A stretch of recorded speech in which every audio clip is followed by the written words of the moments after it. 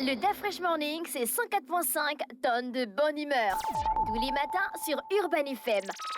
La meilleure radio de la capitale. La meilleure radio de la capitale. Bonjour Mosley, comment tu vas? Bonjour, rebonjour René Rude, bonjour tout le monde, ça va très bien. Ça va, tu t'es calmé. Sur quel sujet? Tu es trop chaud depuis là. Non, il y avait rien, c'était un sujet intéressant, Oui, donc il c'est fallait sûr. bien qu'on l'aborde, du moins qu'on touche à tous les aspects. Oui, c'est sûr, Mosley. Voilà. Et la politique nous emmène où?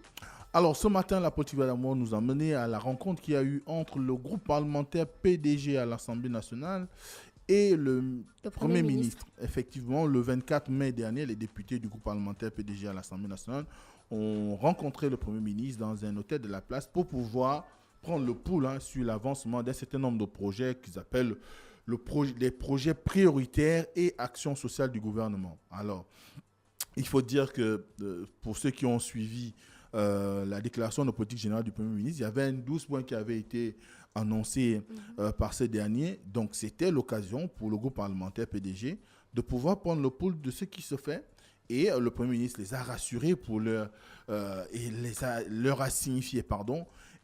a signifié qu'il était question aujourd'hui d'un avancement, d'un certain nombre de chantiers, et chacun peut en juger aujourd'hui avec ces multiples déplacements à travers le pays, non seulement dans le cadre de la tournée du chef de l'État, mais aussi et surtout dans le cadre des déplacements gouvernementaux pour vérifier l'effectivité d'un certain nombre de chantiers dans certaines artères, aussi bien du Grand Libreville que de l'intérieur du pays.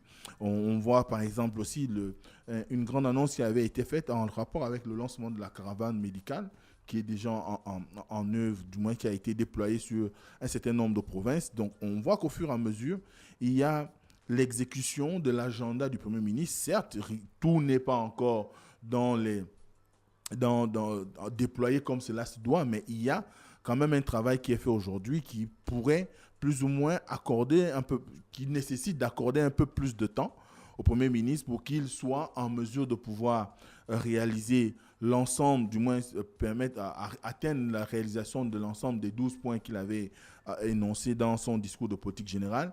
Donc c'est cette rencontre-là qui s'est tenue le 24, et je crois que le groupe parlementaire PDG à l'Assemblée nationale s'est sûrement senti concerné, puisqu'il s'agit plus ou moins ici de parler par exemple du nouveau système de rémunération qui est quand même mis en branle. On le voit, il y a des rencontres qui sont faites à ce sujet pour permettre à ce qu'il y ait par exemple l'arrimage entre le système de pension et ce nouveau système de rémunération qui a été mis en place en 2015. Il y a de plus en plus de travaux sur un certain nombre d'artères. Si vous allez par exemple dans Zayon, côté Bakater, ou encore vous allez dans la zone de Montalier, il y a des chantiers qui sont mis en exergue là-bas.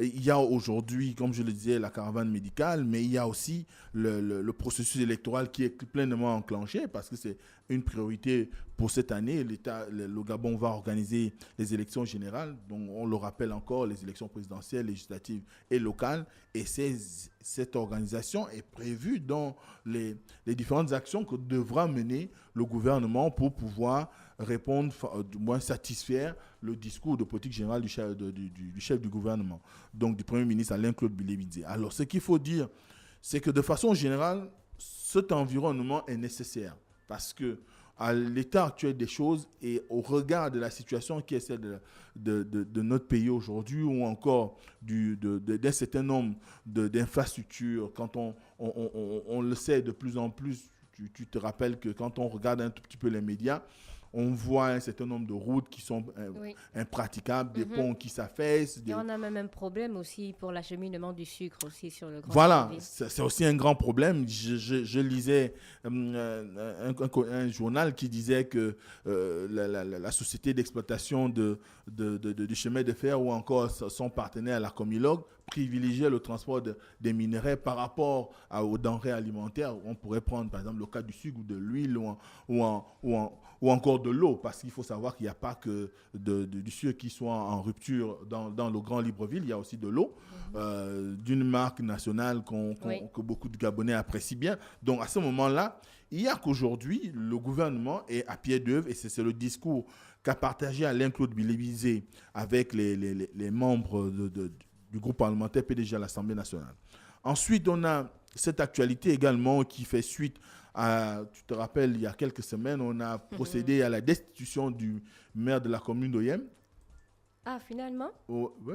Okay. Il a même été arrêté, transféré sur Libreville après son arrestation par les éléments du B2, et qu'aujourd'hui, il y a eu on va dire, la décision par le gouverneur de l'assurance de son intérim, de la poursuite du mandat, notamment par le premier maire adjoint. Et cela est une actualité qui, d'autant plus, fait l'objet quand même de beaucoup d'attention dans la mesure où on est en fin de mandat des élus et que le PDG et ses conseillers ont décidé au niveau de la commune de Yem de déchoir le maire de son mandat, et qu'à ce moment-là, on voit bien qu'il y a des tractations politiques qui sont en jeu, de ce qu'on peut lire ça et là. Et beaucoup s'attendaient à ce scénario qui verrait M. Panzou, qui était le premier maire adjoint, prendre la tête de la municipalité en attendant qu'il y ait l'organisation des élections. Donc, c'est chose faite aujourd'hui par une décision du gouverneur de province, Jules Djeki, qui a fait une communication dans laquelle il a nommé, j'ai envie de dire ça comme ça, nommé le premier maire adjoint de la commune d'Oyem comme étant désormais le maire par intérim de la commune d'Oyem. Ensuite, il y a cette actualité, je crois que tu en as parlé dans les propos liminaires. Je savais que tu allais finir par là. Qui concerne évidemment la démission de M. Ousmane Cissé. Il faut savoir que cette situation a quand même fait couler beaucoup d'encre et de salive, parce qu'au niveau national et même dans un certain nombre de sphères politiques, il y a eu quand même un étonnement. Un étonnement parce que beaucoup ne comprenaient pas comment on part d'une nomination qui se faisait jadis en Conseil des ministres et qu'on leur annonce premièrement que c'est le FGIS qui a choisi de nommer le directeur général de la SG et tous les démembrements, parce qu'il faut savoir que lors d'un Conseil des ministres, l'équipe sortante avait été démise de ses fonctions. Et que finalement... Est-ce qu'on devait attendre le prochain conseil de ministres pour avoir le nom du nouveau directeur général de la SEG? Bon, assurément, tu sais qu'après cette nomination, il y a eu un conseil des ministres. Voilà, donc ce conseil des ministres n'a pas parlé du sujet. Donc, ce qu'il faut dire, c'est que les gens se sont d'abord étonnés, comme je le disais, du caractère, du moins du fait que ça soit maintenant le conseil d'administration qui nomme le directeur général de la SEG. Ensuite, la question qui s'est posée était celle de M. Cissé, du moins, oui, si je peux dire, M. Cissé, était-il Gabonais ou pas? Pourquoi on nommerait un Gabonais d'adoption à la tête de la SG? Parce qu'il y a eu beaucoup de discussions là-dessus, des gens, aussi bien sur les réseaux qu'au niveau des sites internet ou encore des sites d'information ou des journaux, ont quand même pris la parole pour se poser la question de est-ce qu'il n'y avait pas de compétences sur le plan local, donc des Gabonais capables de pouvoir tenir les rênes de la SG? Si tant est que, avec le départ de Veolia, on a du mal à pouvoir trouver des Gabonais qui arrivent à satisfaire aux attentes de l'exécutif par rapport aux chantiers. On sait que les chantiers sont nombreux au niveau de la chemine, de l'adduction en eau ou encore de la livraison de l'électricité. Mais que pour les Gabonais, il était question de ne pas donner la possibilité à quelqu'un qui aurait pris la nationalité, donc à un Gabonais d'origine, de prendre la tête de cette structure, on va dire, de cette entreprise. Mais de ce que j'ai pu entendre, c'est que le FGIS était la gestionnaire du fonds gabonais, d'un fonds, et qu'un fonds qui est un fonds souverain gabonais, qui est sous tutelle du chef de l'État, du moins qui est sous l'autorité du chef de l'État. Le FGIS lui-même est sous, on va dire, mandat de la présidente de la République. Donc, à ce titre-là, le FGIS étant une entité publique, le fonds dont elle avait la gestion, qui a racheté les actifs de Veolia à hauteur de 51% dans la SEG, étant sous la supervision du chef de l'État, ça sous-entend que ce sont des entités publiques. Et étant des entités publiques... Ça, c'est ton analyse. Ça, c'est ce que j'ai reçu, des explications que j'ai eues ça et là. D'accord.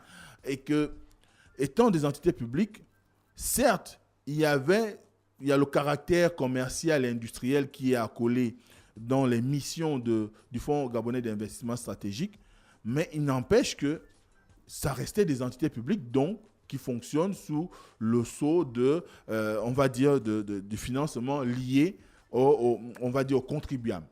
À ce moment-là, les nominations au sein de la SEG, quoi que ça vienne du FGIS, SEG étant elle-même une entité publique, devait obéir à la procédure qui est celle de toutes les entreprises parapubliques, où les décideurs, sinon les responsables, sont nommés en conseil des ministres.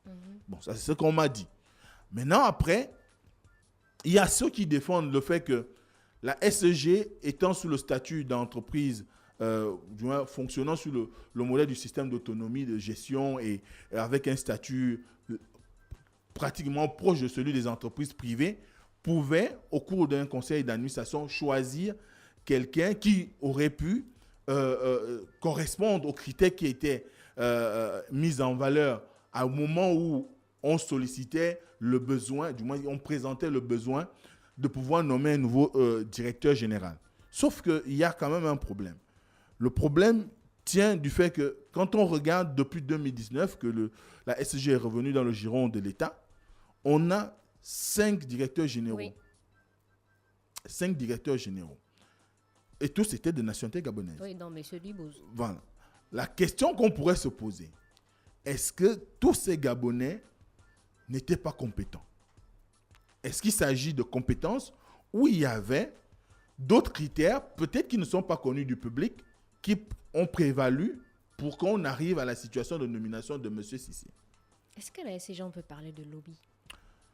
Apparemment, c'est ce qui se dit, et c'est ce qu'on a pu enregistrer ça et là, qu'il y aurait eu des lobbies, qu'il y aurait des lobbies tapis, soit à la présidence de la République ou au gouvernement, qui choisissent un certain nombre de responsables administratifs au besoin en fonction de leurs intérêts et qui seraient en train de créer un environnement qui pourrait être favorable à X ou à Y. Bon, jamais, tu sais, dans ces conditions-là, on ne détermine qui tire les ficelles. D'accord. Mais ce qui est sûr, c'est qu'aujourd'hui, on a pu voir une contestation pratiquement unanime, généralisée, de tous les Gabonais, qui soient de l'opposition comme de la majorité, et qui exprimaient le besoin qu'on porte à la tête de la SG des Gabonais, parce qu'il s'agissait d'une entreprise stratégique. Vous savez qu'on a déjà perdu, le Gabon a perdu par exemple la Libertis Gabon Télécom au profit des Marocains. On a la BGD également, qui est devenue une entité tenue en majorité par un actionnariat ivoirien. Et il y a plusieurs autres entreprises locales qui sont tenues par des étrangers. Mais la SG, avec son retour dans le giron de l'État, mais également tenue par le FGIS, qui est une entité publique, on s'attendait à ce qu'il y ait quand même un autre choix. Donc le problème, c'est la nationalité. Le problème, c'est retourner sur la nationalité, effectivement. Et on a pu lire tout. On a entendu de tout. On a dit de tout. Parce qu'aujourd'hui, les Gabonais ont le sentiment qu'il y a une situation qui fait qu'aujourd'hui, les autorités, peut-être, ne mettent pas en avant les priorités qu'ils énoncent dans leur communication ou dans la présentation des politiques qu'ils mettent en place. On pourrait prendre, par exemple, le chef de l'État.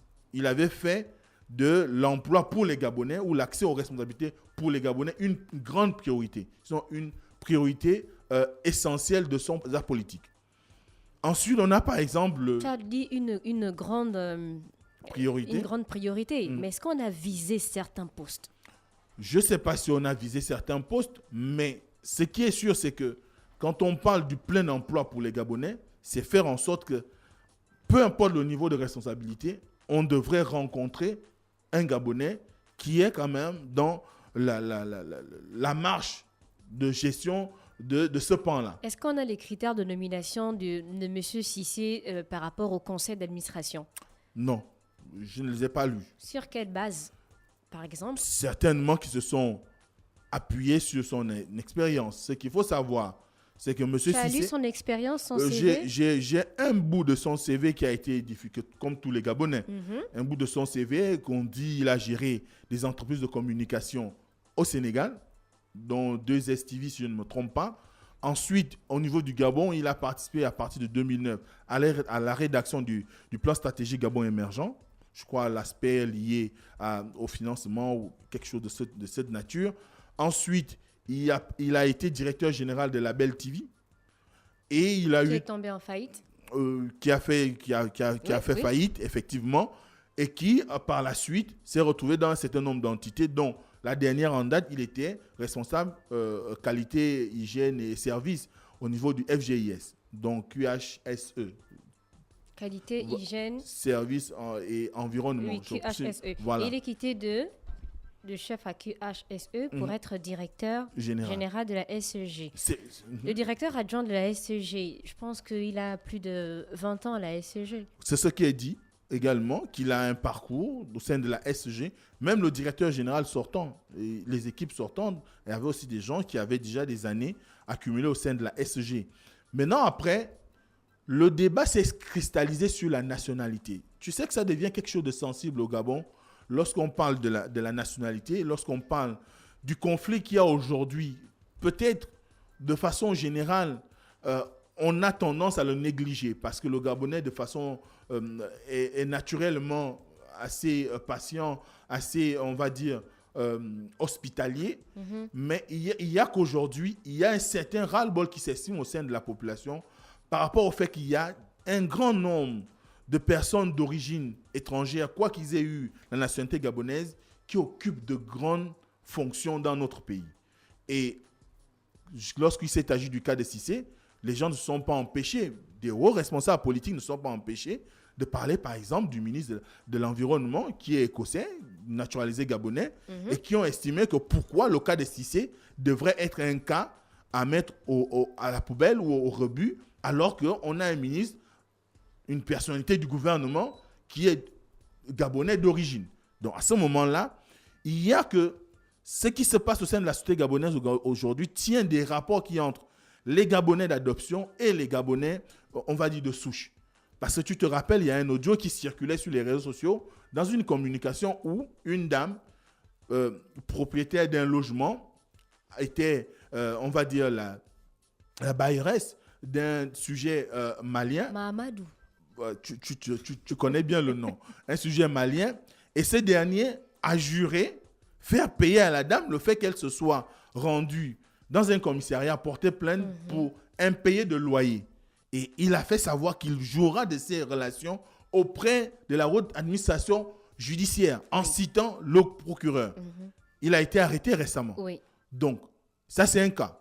Vous avez le cas des litiges fonciers à n'en point finir qu'on rencontre dans Libreville. Il y a également un Gabonais sûrement ou un Gabonais d'adoption qui a fait un audio à la suite de la nomination de Cissé pour dire que le Gabonais a toujours été hospitalier lorsqu'il s'est agi d'accueillir les autres nationalités au Gabon, mais qu'aujourd'hui, il y a une situation qui fait que beaucoup, au lieu de se cantonner dans les affaires, au lieu de rester dans les situations de, on va dire, de consultation, de consultants, se retrouvent à vouloir briguer un certain nombre de postes qui devraient quand même un tout petit peu, on va dire, puisque nous sommes dans un monde multipolaire, de peur qu'on ne pense que je suis xénophobe ou que oui, parce que c'est ce qui a été mis en voilà, avant. que je suis, on va dire, je fais mon d'un patriotisme exacerbé. Mais ce qui est sûr, c'est qu'aujourd'hui, il y a quand même la préférence nationale qui doit exister par rapport à un certain nombre de fonctions à occuper au sein de la République. Comment pourrez-vous croire que les Gabonais allaient accepter qu'on soit dans une situation de nomination d'un Gabonais d'origine sénégalaise, alors qu'il y a un Gabonais qui a été maltraité au Sénégal, et pourtant, lui, il était dans le secteur privé.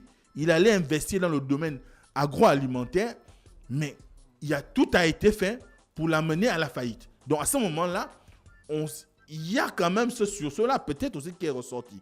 Vous avez des Libanais en point finir qui vont même jusqu'à détruire des écoles appartenant à l'État. Et ça crée des précédents dans notre pays.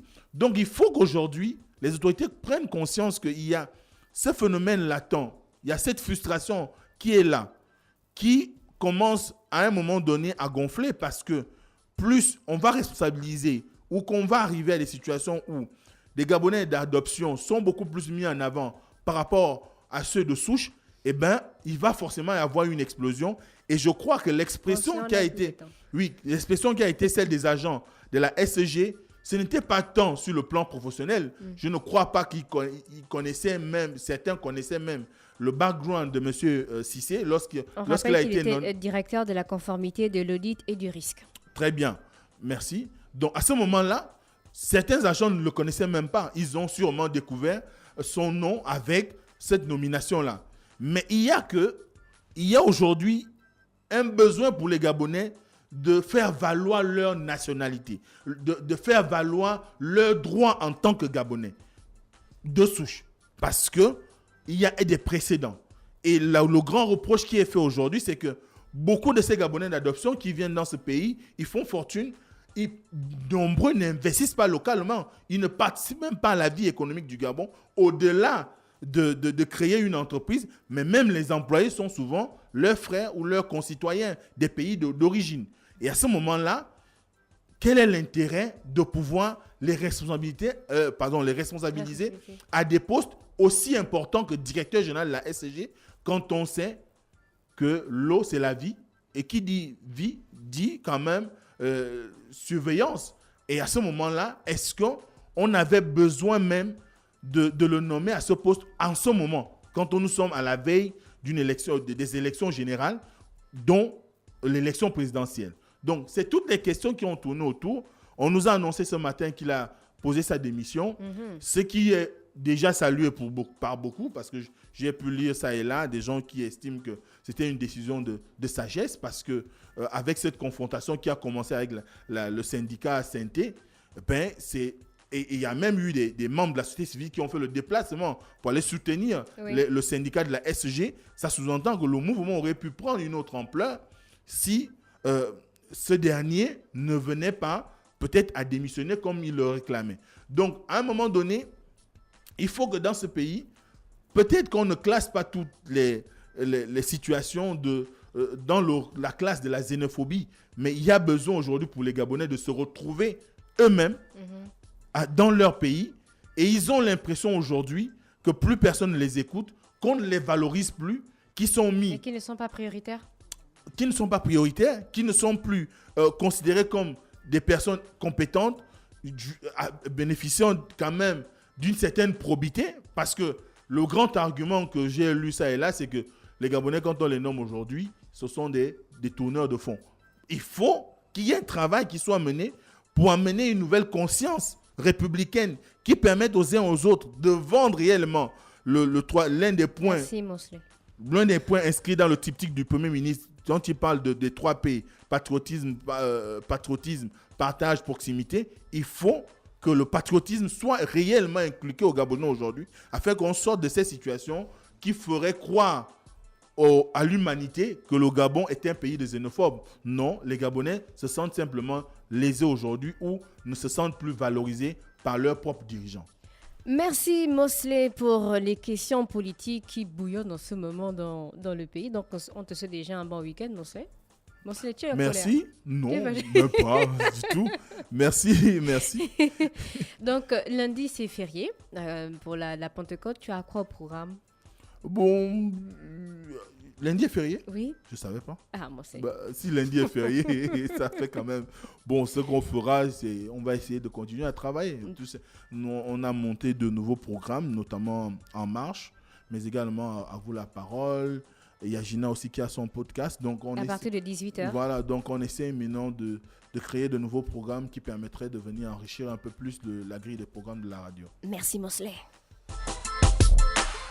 Le DAF Fresh Morning, c'est 104.5 tonnes de bonne humeur. Tous les matins sur Urban FM. La meilleure radio de la capitale. La meilleure radio de la capitale.